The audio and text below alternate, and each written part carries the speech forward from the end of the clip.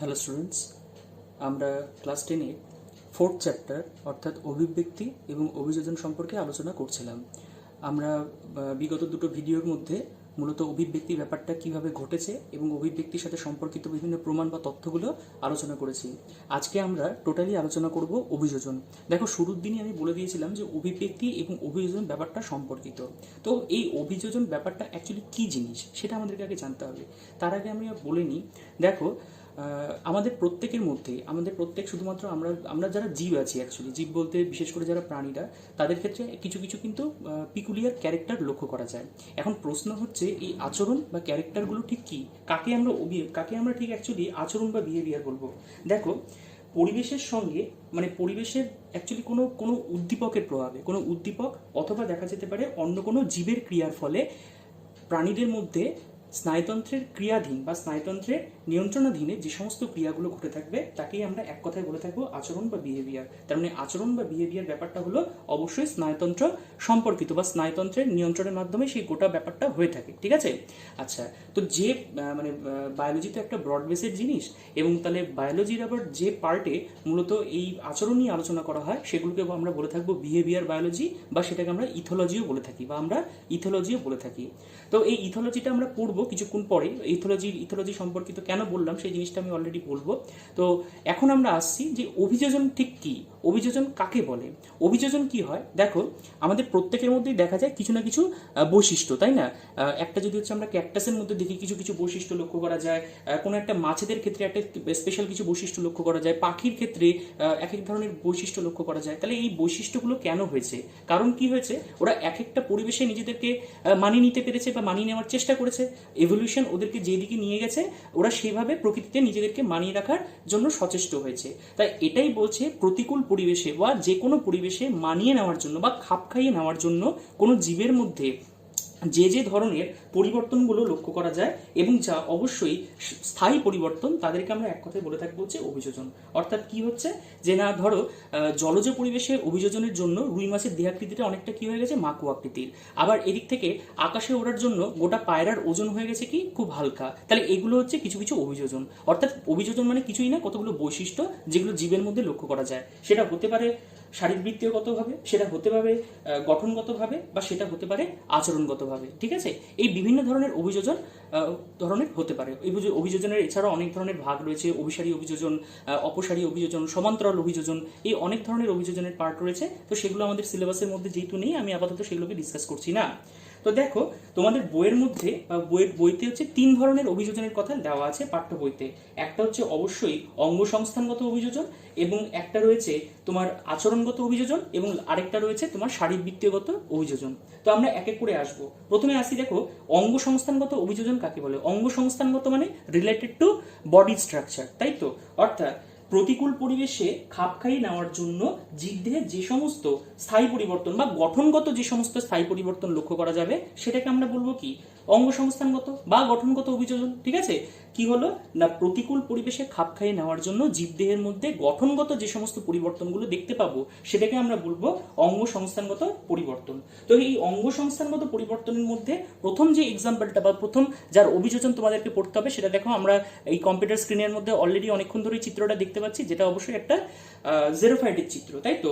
Xerophyte মানে কাদেরকে বলা হবে, জাঙ্গল উদ্ভিদ। অর্থাৎ যারা মরুভূমির ঊষর পরিবেশে জন্মাবে, যেখানে হচ্ছে আলটিমেটলি হচ্ছে জলের পরিমাণটা খুব কম, সেই জায়গায় নিজেদেরকে মোটামুটিভাবে মানিয়ে নিতে পারবে, তাদেরকে আমরা বলে থাকবো জেরোফাইট উদ্ভিদ বা জাঙ্গল উদ্ভিদ আমরা বলে থাকি।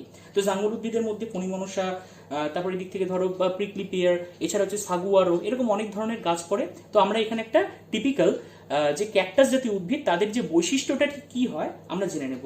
দেখো, ক্যাকটাসের বৈশিষ্ট্য বলতে গেলে আমার বলা উচিত 3 ভাবে আমরা এটাকে আলোচনা করব। একটা হচ্ছে ওদের মূলের মধ্যে কি কি মডিফিকেশনটা হয়েছে, ওদের কাণ্ডের মধ্যে কি কি মডিফিকেশনটা হয়েছে, অ্যাজ ওয়েল এস পাতার মধ্যে কি কি মডিফিকেশনটা হয়েছে।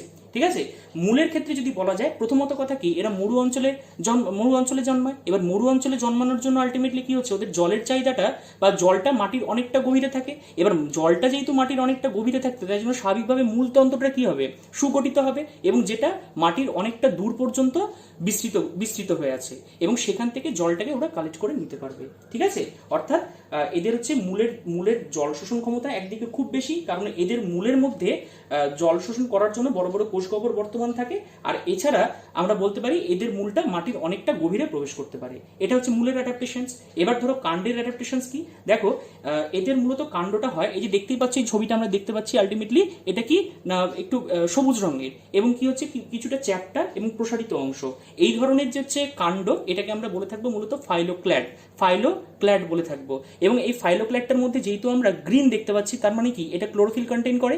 ক্লোরোফিল কন্টেইন করার জন্য এই কাণ্ডের মধ্যেই কিন্তু এই ক্যাকটাসের যে সালোক সংশ্লেষ প্রক্রিয়া সেটা কিন্তু সম্পাদিত হয়ে থাকে। ঠিক আছে, এরপরে যদি আমরা পাতার বৈশিষ্ট্য, এদের পাতা অ্যাজ সাচ নেই, আর পাতাটা কি হয়ে গেছে না অধিক বাষ্পমোচন, মানে এদের অ্যাকচুয়ালি কি করতে হবে, জলটাকে স্টোর করতে হবে। তো জলটাকে স্টোর করার জন্য ওদের কি হয়ে গেছে, পাতাটা রূপান্তরিত হয়ে কাঁটায় পরিণত হয়েছে। যদি কাঁটায় পরিণত হয় তাহলে কি স্বাভাবিকভাবে বাষ্পমোচনের রেট একদমই কমে যাবে, তাই তো। তো এই ধরনের অভিযোজনগুলো আমরা ক্যাকটাসের মধ্যে মূলত দেখতে পাচ্ছি। ঠিক আছে, তো এটা হচ্ছে ধরো ক্যাকটাসের।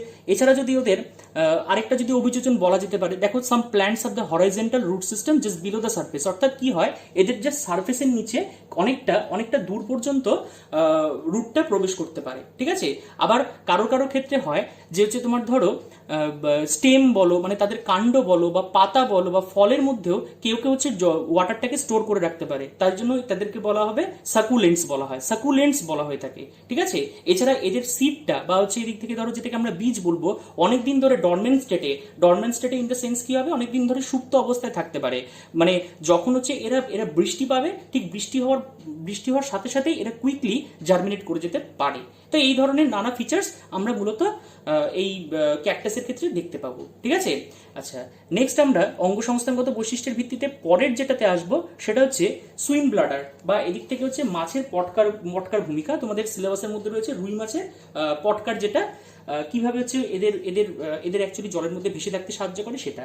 আগে বলি রুই মাছ কোথায়, রুই মাছ কি, মানে মাছ হওয়ার জন্য ওরা অ্যাকচুয়ালি কি জলজ পরিবেশে অভিযোজিত হয়। এবার জলজ পরিবেশে অভিযোজিত হওয়ার জন্য এদের বডি স্ট্রাকচারটা কি হয়, অনেকটা মাকু আকৃতির, মানে সামনে আর পিছনে দুই পাশ কি হবে সরু সুশালো, আর মাঝখানটা কি হবে মোটা। এই ধরনের যে স্ট্রাকচার সেটাকে আমরা বলে থাকবো অবশ্যই মাকু আকৃতির। তাহলে এদের দেহাকৃতি মাকু আকৃতির হয়ে থাকবে, তাই তো। এছাড়া এদের মধ্যে এই পটকাটা, মাছের মধ্যে পটকা একটা ভীষণ ভূমিকা পালন করে। ঠিক আছে, আচ্ছা ভালো করে নোটিস করবে, এই যে এটা পটকাটা দুটো প্রকোষ্ঠে বিভক্ত। এই যে প্রকোষ্ঠটাকে আমরা দেখতে পাচ্ছি এটাকে আমরা বলবো হচ্ছে অগ্র প্রকোষ্ঠ, এবং তার ঠিক পরের যে প্রকোষ্ঠটা, বড় প্রকোষ্ঠটা আমরা দেখতে পাচ্ছি, এটাকে বলা হবে পশ্চাৎ প্রকোষ্ঠ। এবং এদের দুইজনের মাঝখানে একটা ডাক্ট আছে বা একটা ভালভ রয়েছে, যার মাধ্যমে এই দুটো চেম্বার অ্যাকচুয়ালি পরস্পর থেকে পৃথক থাকে। কেমন, আচ্ছা তো দেখো এই পটকাতে কি হয়, এই অগ্র প্রকোষ্ঠে বা সামনের দিকে প্রকোষ্ঠে এখানে একটা গ্রন্থি থাকে, যে গ্রন্থিটাকে বলা হবে রেড গ্ল্যান্ড, অর্থাৎ এই জায়গাটার মধ্যে গ্রন্থিটা থাকবে যেটাকে আমরা বলবো রেড গ্ল্যান্ড। এবং এই রেড গ্ল্যান্ড কি করবে না গ্যাস প্রডিউস করবে, কি গ্যাস, অক্সিজেন গ্যাস। সেই অক্সিজেন গ্যাসটার প্রোডাকশনের জন্য এই পটকাটার অগ্রপ্রকোষ্ঠ সাময়িকভাবে ফুলে উঠবে। যখন ফুলে উঠবে তখন তার কি আপেক্ষিক গুরুত্বটা কমে গেল, এবং যার জন্য কি হবে ও আলটিমেটলি জলের উপরে ভেসে আসবে, বা জলের উপরে ভেসে আসবে, ইন দ্য সেন্স জলের উপরতলে চলে আসতে পারবে।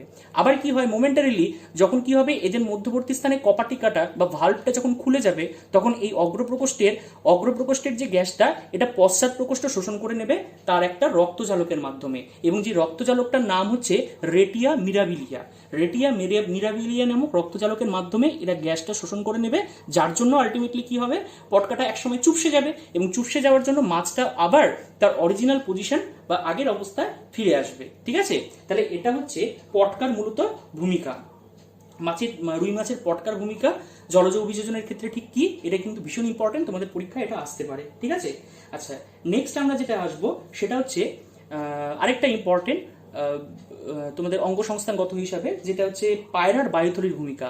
পায়রার বায়ুথলির ভূমিকা বলতে আগে দেখো পায়রা ঠিক কি, মানে পায়রার ক্ষেত্রে মানে পায়রা কি অ্যাকচুয়ালি খেচর প্রাণী, অর্থাৎ যারা আলটিমেটলি ফ্লাইট অ্যাডাপ্টেশন করতে পারবে, অর্থাৎ যারা আকাশে উঠতে পারবে, তাদেরকে হচ্ছে আমরা মূলত মানে পক্ষী শ্রেণীর প্রাণী বলে থাকবো। তাদের ক্ষেত্রে যেটা ওটা অ্যাডাপ্টেশনটা হবে, অর্থাৎ যে অভিযোজনটা হবে সেটাকে আমরা বলে থাকবো মূলত ফ্লাইট অ্যাডাপ্টেশন। ওকে, আচ্ছা তো দেখো এই যে পায়রার ক্ষেত্রে এই স্ট্রাকচারটা আমরা দেখতে পাচ্ছি, এটাকে বলা হচ্ছে মানে পায়রার রেসপিরেটরি সিস্টেম অ্যাকচুয়ালি, বা শ্বসনতন্ত্র। তো এই শ্বসনতন্ত্রে দেখো আমরা অনেকগুলো বায়ুথলি কিন্তু দেখতে পাচ্ছি। এই বায়ুথলিগুলো ঠিক কোনগুলো, আচ্ছা আগে ভালো করে দেখো, এই যে উপর দিকে যে স্ট্রাকচারটা নীল রঙের নেমে এসছে এটাকে হচ্ছে আমরা বলবো ট্রাকিয়া। ঠিক আছে, এবার ট্রাকিয়ার side by side side by side একটা এখানে একটা আবার এখানে একটা, এখানে হচ্ছে দুটো বায়ুথলি অবস্থান করছে, যেটাকে আমরা সার্ভাইকাল বলে থাকছি বা গ্রীবাদোষীয় বায়ুথলি আমরা বলে থাকছি। আবার দেখো তার ঠিক মধ্যবর্তী এইখানে একটা হচ্ছে বায়ুথলি অবস্থান করছে, যেটাকে আমরা বলে থাকি ক্লেভিকিউলার এয়ার স্যাক, বা এটাকে হচ্ছে অন্তঃক্লেভিকিউলার বায়ুথলিও আমরা বলে থাকবো। আচ্ছা, এবার দেখো এইটা ঠিক হচ্ছে এই দুটো আবার এই দুটো, এটা ঠিক হচ্ছে কি না বক্ষ অঞ্চলে রয়েছে, অর্থাৎ হচ্ছে বুকের কাছাকাছি রয়েছে, এই জন্য এটাকে বলা হবে বক্ষ দেশীয় বায়ুথলি, বা এটাকে হচ্ছে আমরা বলে থাকবো থোরাসিক এয়ার স্যাক্স। এবার যেহেতু এই দুটো এয়ার স্যাক সামনে আছে, তাই জন্য এটাকে বলা হবে অ্যান্টেরিয়ার মানে সম্মুখভাগ, বা এটাকে হচ্ছে আমরা বলে থাকি অগ্রবর্তী। আর যেহেতু এই দুটো হচ্ছে ঠিক পরে আছে, অর্থাৎ সম্মুখের ঠিক নিচে আছে, তাই জন্য এটাকে আমরা বলে থাকবো পশ্চাৎবর্তী বক্ষীয় বায়ুথলি, বা এটাকে আমরা বলে থাকবো পস্টেরিয়র থোরাসিক এয়ার স্যাক। কেমন? আর এটা হচ্ছে ওর লাংসের সাথে জড়িত এই অ্যাডিশনাল বায়ুথলিগুলো রয়েছে।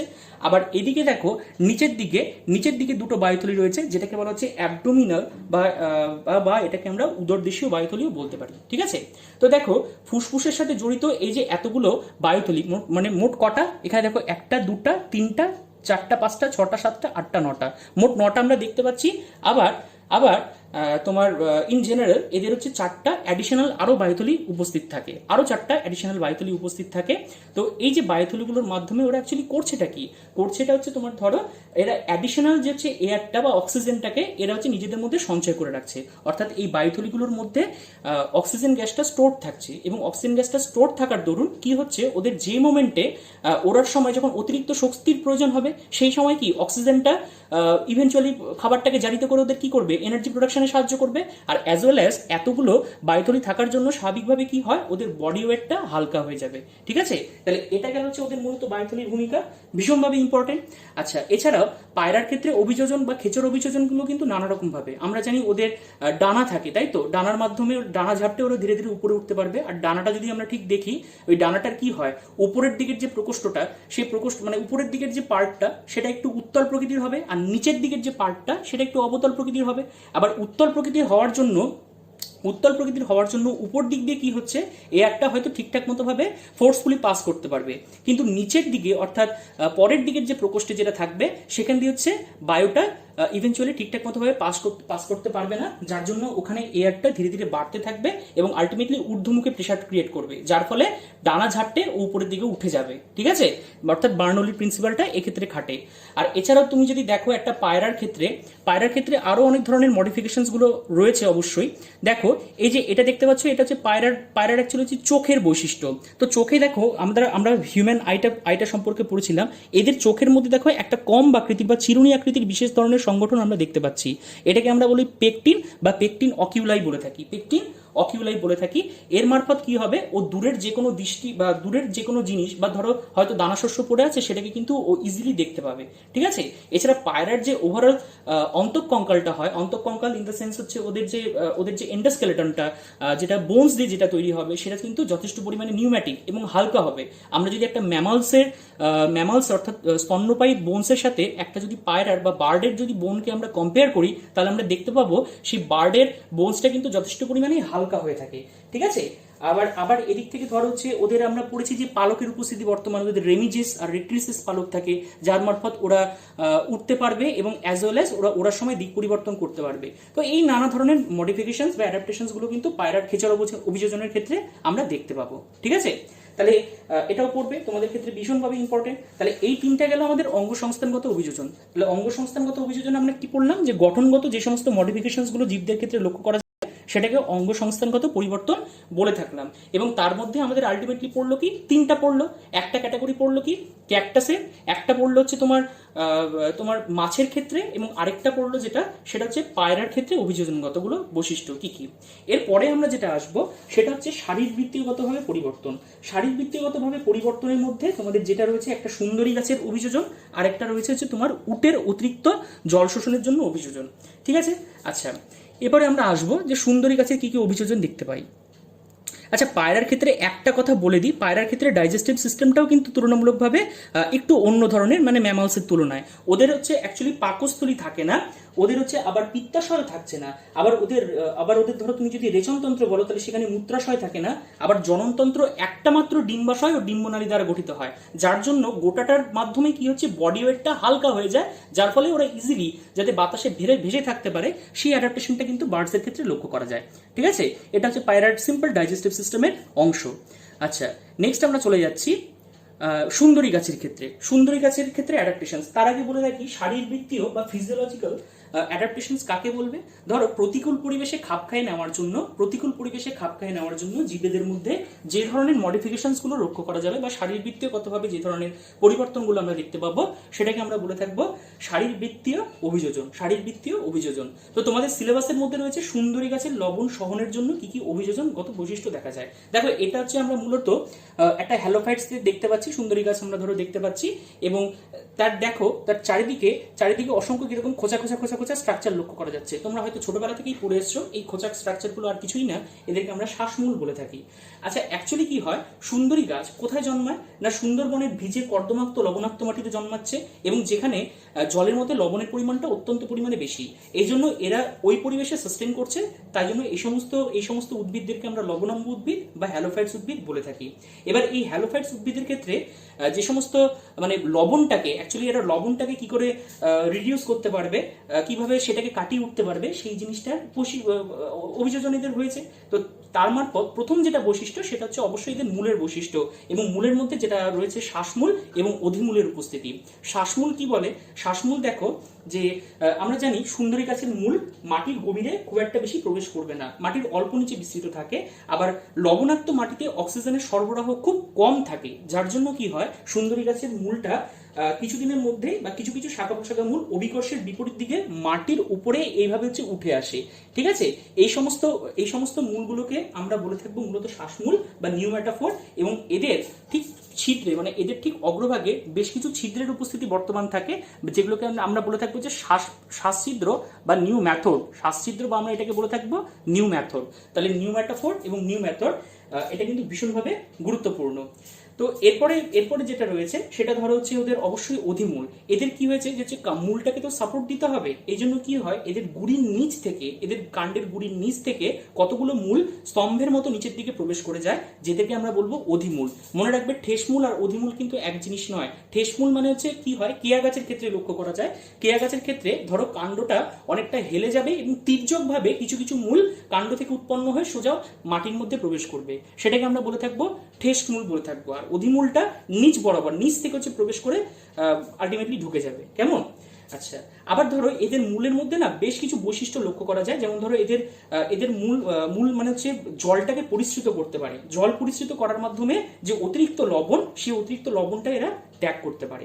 আবার যদি তোমার ধরো কাণ্ডের বৈশিষ্ট্য আসে, তাহলে এদের কাণ্ডের বৈশিষ্ট্য মানে এদের যে কাণ্ডটা সেটা কিউটিকল যুক্ত হওয়ার জন্য লবণ জলে খুব একটা বেশি ক্ষতিগ্রস্ত হবে না। আবার পাতার মধ্যে এদের বেশ কিছু লবণ গ্রন্থির উপস্থিতি বর্তমান থাকে, যার মারফত এরা অতিরিক্ত যে লবণটা সেটাকে হচ্ছে মোচন করতে পারবে। ঠিক আছে, এছাড়া তো এদের বাকল মোচন আর দিক থেকে পাতা মোচন রয়েছেই, যার মাধ্যমে এরা অতিরিক্ত লবণটাকে ত্যাগ করতে পারবে। অর্থাৎ লবণটাকে ত্যাগ করার জন্য বা লবণাক্ত পরিবেশে বেঁচে থাকার জন্য যে অ্যাডাপ্টেশনসগুলো, সেগুলো অবশ্যই লবণাম্ব উদ্ভিদের মধ্যে দেখা যাচ্ছে, জন্যই এরা যুগ ধরে এরা কিন্তু সুন্দরবনের মধ্যে সাস্টেন করতে পারছে। ঠিক আছে, তাহলে এটা গেল হচ্ছে আমাদের সুন্দরী গাছের শারীরবৃত্তিগতভাবে কিছু বৈশিষ্ট্য। নেক্সট আমরা আসবো উটের ক্ষেত্রে। তাহলে উট আবার কোথায় জন্মাচ্ছে? উট হচ্ছে আবার মরুভূমি অঞ্চলে জন্মাচ্ছে। তাহলে মরুভূমি অঞ্চলে মূলত জলের পরিমাণটা কি থাকবে? খুব কম থাকবে। তাই জন্য এদের কি হবে, এদের জলটাকে আলটিমেটলি যাতে স্টোর করতে পারে সেই সমস্ত অভিযোজনগুলো এদের লক্ষ্য করা যাবে। তাহলে সেগুলো কি কি একবার করে আমরা দেখে নেব। ঠিক আছে, আচ্ছা দেখো, প্রথমত বৈশিষ্ট্যটা কি হচ্ছে, উট যেটা মরুভূমি প্রাণী, আমি অলরেডি বললাম। আচ্ছা, তাহলে এরা না অ্যাকচুয়ালি কি করে, প্রথম বৈশিষ্ট্যই হচ্ছে এরা প্রচুর পরিমাণে জল পান করতে পারে। এরা একসাথে প্রচুর পরিমাণে জল পান করতে পারে, এবং এদের যে ক্ষুদ্রান্ত আর পাকস্থলীটা যেটা থাকে সেখানে না জলের শোষণটা খুব ধীরে ধীরে হয়, ফলে সরাসরি জলটা হচ্ছে রক্তে মিশ্রিত হয়ে যায় না, যার জন্য এদের একটা সুবিধা লক্ষ্য করা যায়। ঠিক আছে, আচ্ছা, এছাড়া আমরা যেটা দেখতে পাই উটের ক্ষেত্রে, এই যে দেখতে পাচ্ছ এদের হচ্ছে কুজ যেটা থাকে, সেই কুজটা অ্যাকচুয়ালি কি থাকে বলতো, এদের কুজে মানে মানুষের একটা ভ্রান্ত ধারণা থাকে যে উটের কুজে জল সঞ্চিত থাকে, সেটা কিন্তু কখনোই না। উটের কুজের মধ্যে যেটা সঞ্চিত থাকে সেটা হচ্ছে ফ্যাট। যখন হচ্ছে জলের দরকার হয় তখন সেই ফ্যাটটা জারিত হয়ে যায়, অক্সিডাইজড হয়ে সেখান থেকে জলটাকে উৎপন্ন করে, ঠিক আছে। আচ্ছা, এছাড়া দেখো 34°C থেকে অলমোস্ট 41°C ও উটরা কিন্তু নিজেদের বডি টেম্পারেচারটাকে অলমোস্ট কনস্ট্যান্ট রাখতে পারে। আর এছাড়া এদের যে হচ্ছে ওই নেফ্রনের মধ্যে যে হেনলিন লুপটা পড়েছিলে, সেই হেনলিন লুপের মধ্যে জলের পুনঃশোষণ খুব বেশি মাত্রায় হয়, জলের পুনঃশোষণটা খুব বেশি মাত্রায় হয়, যার জন্য এদের মূত্রের পরিমাণটা বা মূত্র কিন্তু খুব কম পরিমাণে উৎপন্ন হয়, এবং এরা যে মল ত্যাগ করে সেই মল ত্যাগটা অলমোস্ট জলশূন্য হয়ে যায়। তাহলে এই ধরনের অ্যাডাপ্টেশনস লক্ষ্য করা যায়। আর এছাড়া আরেকটা যেটা দেখো, উটের যেটা পাকস্থলীর মধ্যে এরকম কিছু কিছু ওয়াটার স্যাক লক্ষ্য করা যায়, যে ওয়াটার স্যাকের মধ্যে ওরা অতিরিক্ত পরিমাণে জলটাকে কি করতে পারে না স্টোর করে রাখতে পারে, ঠিক আছে। আচ্ছা, উটের আরেকটা মেন গুরুত্বপূর্ণ ফিচার্স হচ্ছে তাদের আরবিসির যেটা ভ্যারিয়েশনটা বা আরবিসির যে বৈশিষ্ট্যটা। দেখো, ইন জেনারেল ম্যামালসের আরবিসির স্ট্রাকচারটা ঠিক কিরকম হয়, এটা একটা হিউম্যানস আরবিসির সাথে একটা ক্যামেলের আরবিসির তুলনা করা হয়েছে। মানে মানুষের যেটা হচ্ছে আরবিসিটা সেটা কি হয়, ইন জেনারেল দ্বি অবতল চাকতির মতো হয়, তাই তো। কিন্তু উটের আরবিসির আকৃতি কিন্তু ডিম্বাকার, এবং এই ডিম্বাকার আকৃতি হওয়ার জন্য কি হয়ে যাবে, এরা খুব তাড়াতাড়ি ঘন রক্তস্রোতের মধ্যে দিয়ে প্রবাহিত হতে পারে।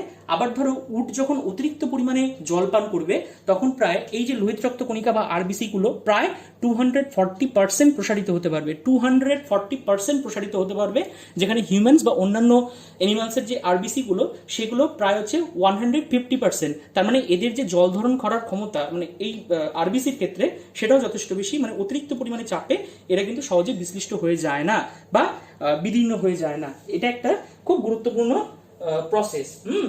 উটের আরবিসি কিভাবে এই ভূমিকাটাকে পালন করে, ঠিক আছে। আচ্ছা, তো এটা হচ্ছে এই দুটোই আমাদের ছিল। তাহলে একটা হচ্ছে সুন্দরী গাছের অভিযোজনগত ক্যারেক্টার, এবং হচ্ছে উটের আরবিসি বা উটের জল ধারণ ক্ষমতার জন্য যে সমস্ত বৈশিষ্ট্যগুলো রয়েছে সেটা আমরা জানলাম। এরপরে আমরা আসবো আচরণগত অভিযোজন, ঠিক আছে।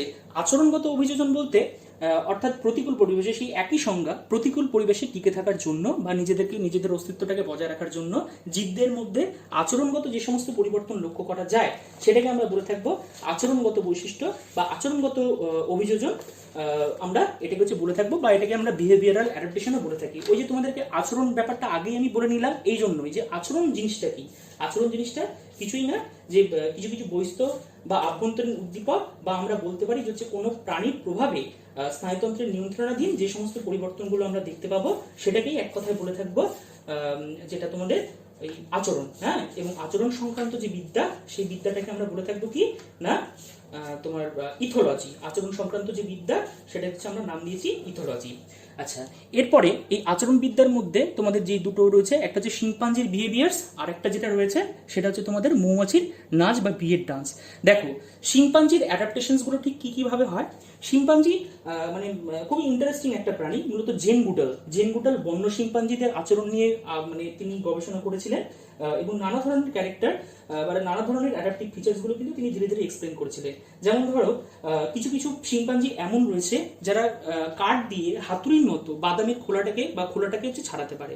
আবার কি হয় যে হচ্ছে এই যে তোমরা আগের যে ছবিটা দেখতে পাচ্ছ, এই যে এই ছবিটা দেখো, ওরা কি করছে, একটা গাছের ডালের মতো একটা জিনিস ব্যবহার করছে, সরু গাছের ডাল, এবং সেটাকে গাছের গুড়ির মধ্যে বা গাছের গুড়ির কোন একটা গর্তের মধ্যে সেখানে প্রবেশ করাচ্ছে, সেখান দিয়ে ছোট ছোট যেগুলো হচ্ছে প্রাণীদেরকে ওরা কিন্তু শিকার করে খেতে পারে, ঠিক আছে।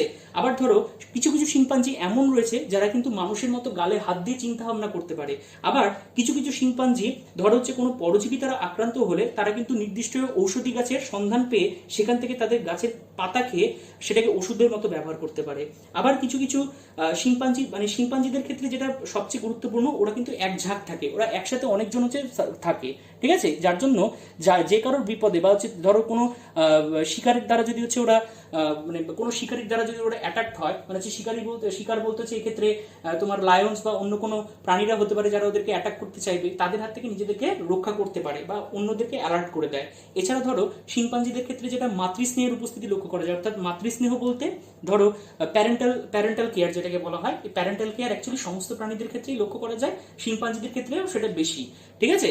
প্যারেন্টাল কেয়ার কেয়ার মানে হচ্ছে সন্তান সন্ততির প্রতি তাদের যত্ন নেওয়া, ঠিক আছে। আবার কোনো কোনো বলছি মানে বেশিরভাগ শিম্পাঞ্জি কি করবে যে হচ্ছে ওই মানে গাছের ডালে ঝুলে ঝুলে থাকতে পারবে, এবং সেখানে সেখানে কিন্তু প্রায় ধরো মানে গভীর অরণ্যে যেগুলো ক্যানোপির কাছাকাছি প্রায় 30 ফুটের উপরের গাছে ডালকে ওরা পা দিয়ে আঁকড়ে ধরে রেখে দ্রুত চলাচল করতে পারে, ঠিক আছে। আবার ধরো কখনো কখনো তারা আরাম করে, মানে দেখা যায় যে হচ্ছে শুধুমাত্র শিম্পাঞ্জিরা উই পোকা খেয়ে, অন্যত্র কিছু না খেয়ে শুধুমাত্র উই পোকা খেয়ে বা উই পোকা খেয়ে মানে অনেক সময় কাটাতে পারে। আবার দেখা যায় কখনো কখনো এরা উই পোকা সন্ধানে বা অন্য কোনো খাবারের সন্ধানে না গিয়ে শুধুমাত্র ফল খেয়েই এরা দীর্ঘদিন থেকে যেতে পারে, ঠিক আছে। তাহলে এই ধরনের কিছু কিছু অদ্ভুত পিকুলিয়ার অ্যাডাপ্টেশনস শিম্পাঞ্জিদের মধ্যে হয়েছে, এবং যেগুলো তাদের আচরণ রিলেটেড, ওই জন্য এটাকে বলা হচ্ছে বিহেভিয়ারাল অ্যাডাপ্টেশনস বা আচরণগত অভিযোজন, ঠিক আছে। আচ্ছা, এবং লাস্ট আমরা যেটা পড়বো সেটা হচ্ছে মৌমাছির নৃত্য। মৌমাছির নৃত্য, দেখো মৌমাছির নৃত্য হচ্ছে মানে মানুষের কাছে বা এবং হচ্ছে যারা যারা হচ্ছে বিহেভিয়ার নিয়ে যারা স্টাডি করে বা ইথোলজিস্ট যাদেরকে বলা হবে তাদের ক্ষেত্রে একটা খুব গুরুত্বপূর্ণ বা এবং খুব ইন্টারেস্টিং একটা বিষয়। তো এই এই মৌমাছির ডান্স অ্যাকচুয়ালি হচ্ছে 1940-এর দশকের দিকে মূলত তোমার কার্ল ভন ফিশ এই এই তাদের যে হচ্ছে নাচের ভাষাটাকে আবিষ্কার করেছিলেন, এবং তার জন্য তিনি হচ্ছে অবশ্যই নোবেল প্রাইজ পেয়েছিলেন। দেখো নাচের ভাষা ইন দ্য সেন্স কি, প্রত্যেকটা মানুষ প্রত্যেকটা জীবেরই কিন্তু নির্দিষ্ট কমিউনিকেশন থাকে, মানে কমিউনিকেশন করার নির্দিষ্ট মেথড থাকে। আমরা যেমন আমাদের কথা বলার মাধ্যমে, কুকুররা ঠিক তেমনি কুকুরদের যে আওয়াজটা সেই আওয়াজের মাধ্যমে ওরা একে অপরের সাথে যোগাযোগ করে। আবার ধরো কোনো কোনো বার্ডস কখনো কখনো মেটিং কল ডাকে, যার মাধ্যমে হচ্ছে ওরা তাদের জীবনসঙ্গীকে খুঁজে নেয়। তো এরকম নানা ধরনের অ্যাডাপ্টেশন লক্ষ্য করা যায়। তো ঠিক তেমনি মৌমাছিদের ক্ষেত্রে যে অ্যাডাপ্টেশনটা লক্ষ্য করা যায় সেটা হচ্ছে বা কমিউনিকেশনের যে মেথডটা সেটাকে বলা হয় কি না হচ্ছে ডান্স, মৌমাছি নাচের ভাষা না। এটা কিন্তু কোনো হচ্ছে আবার মানে কত্থক বা অন্য কোনো জাতীয় নাচ নয়। এই নাচটা কি হয়, দু ধরনের নাচ, একটাকে বলা হচ্ছে রাউন্ড ডান্স বা চক্রাকার নৃত্য, আরেকটাকে আমরা বলে থাকি হচ্ছে ওয়াগল নৃত্য। চক্রাকার নৃত্য এবং ওয়াগল নৃত্য। তো এই যে স্ক্রিনের মধ্যে তোমরা যে ছবিটা দেখতে পাচ্ছ সেটা হচ্ছে রাউন্ড ডান্স বা চক্রাকার নৃত্য।